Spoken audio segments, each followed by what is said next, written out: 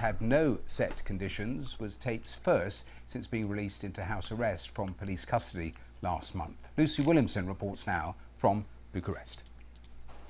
We are doing an interview with you because you're facing some very serious allegations. Correct.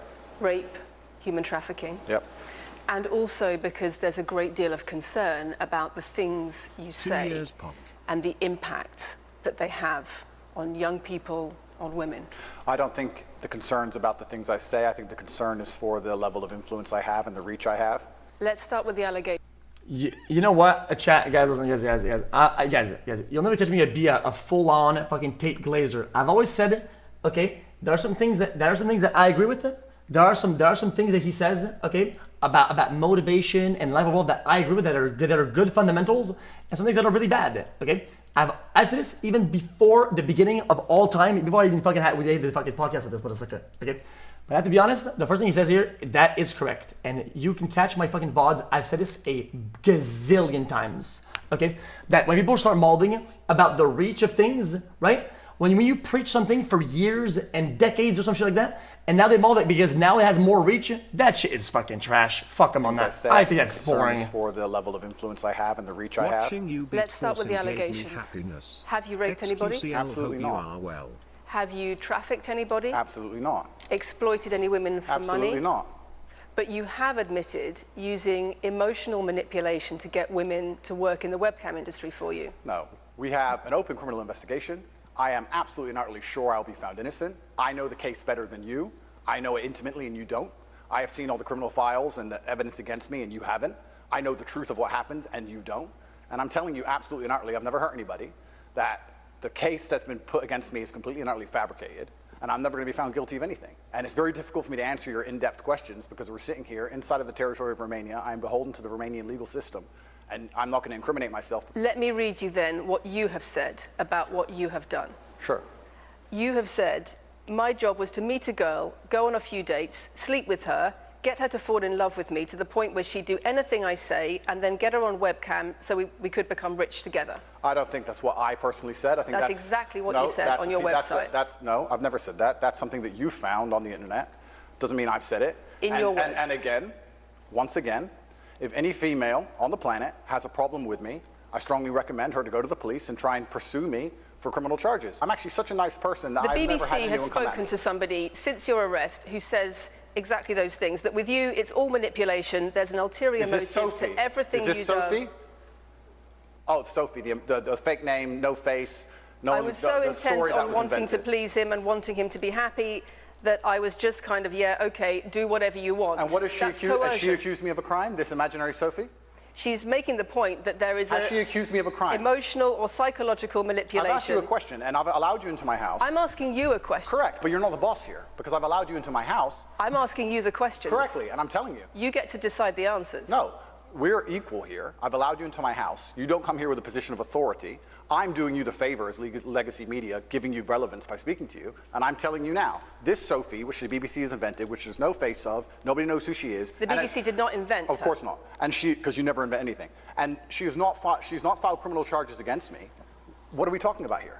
What is she saying? We're talking about emotional manipulation into the sex industry for your financial gain. Absolute garbage. I'm describing women who are going to court to accuse you of rape and human trafficking. Hasn't gone to court. Sophie doesn't exist. Okay, chat, guys.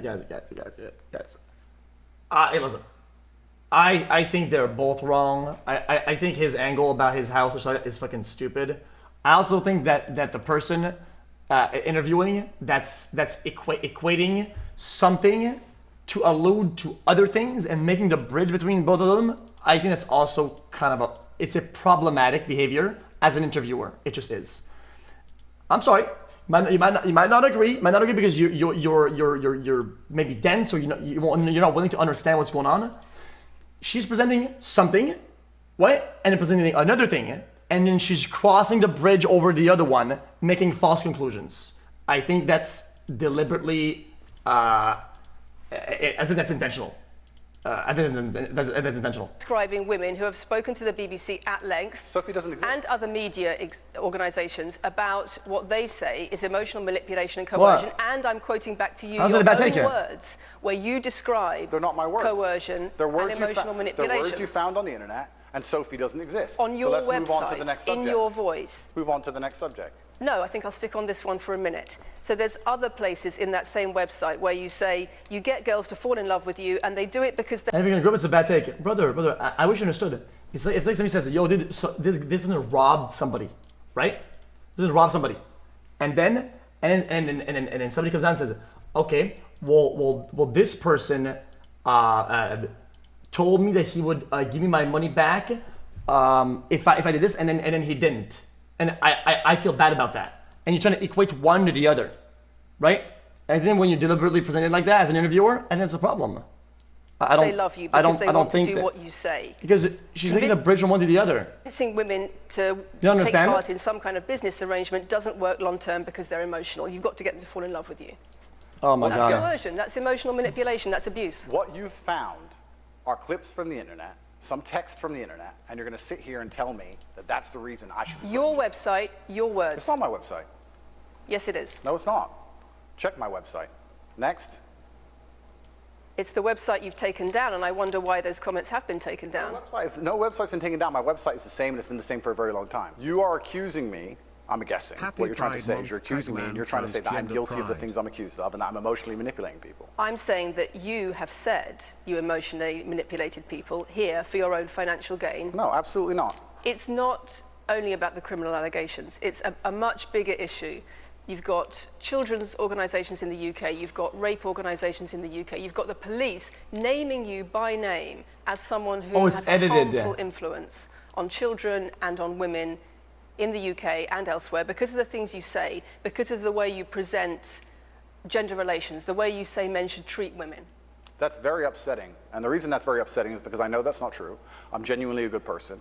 I believe my impact on the world is positive. The reason we're asking you about these comments is because we've got the chief executive of Rape Crisis naming you individually as spreading a dangerous ideology of misogynistic rape culture. Absolute. It's the comments you make that are leading people to say things like this. Absolute garbage. National organisations who are saying that are blaming you for increasing levels of misogyny. Schools that are saying they are having increased incidents of girls being attacked, of female teachers being harassed. If that was by true, pupils because of you and your teaching and your influence. That's absolute garbage. I have never, ever encouraged a student to attack a teacher, male or female, ever. I preach hard work, discipline. I'm an athlete. I preach anti-drug. I preach religion. I preach no alcohol. I preach no knife crime. Every single problem with modern society, I'm against. But I'm teaching young men to be disciplined, to be diligent, to listen, to train, to work hard, to be exactly like me.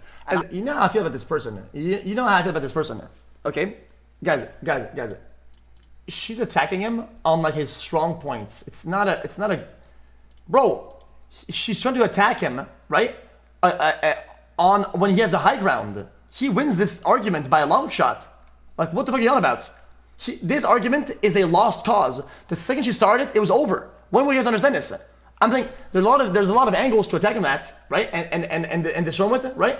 She went on one of the hardest points she could go on, and she's getting clapped. I'm saying that if men grew up like me, which are hardworking and diligent and some emotional control and stoic, we're gonna have a better society, not a worse society. To sit here and say that schools in England, which is a failing nation, which has knife crime going through the roof, violence going through the roof, men's mental health going through the roof, and they're going to all blame me because I appeared on the internet 1 year ago. You sell an image of success. Disingenuous. It's disingenuous. You sell an image of financial success with a Bugatti and a cigar, but it comes with a side order of misogyny. How does having a Bugatti and a cigar come with misogyny? I am asking you about things that you have said that have caused major national organizations, including the police, to worry about you by name.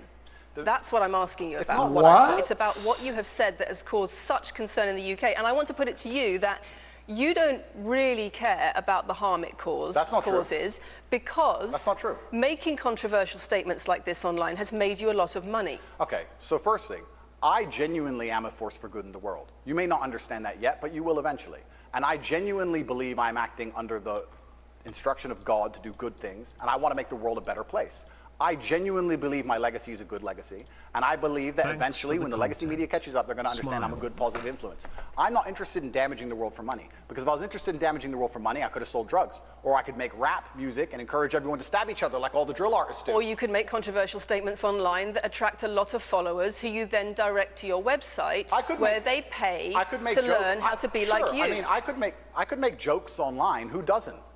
I mean, I could make a joke online. Are you saying that all the controversial things you've said are jokes? No, I'm saying that these organizations and the BBC who are going to sit here and pretend that I am the face of damaging the youth is absolutely garbage. It's completely disingenuous. It makes you... I've told you this a million times before, okay? There's ways to attack things and ways to dismantle things, right?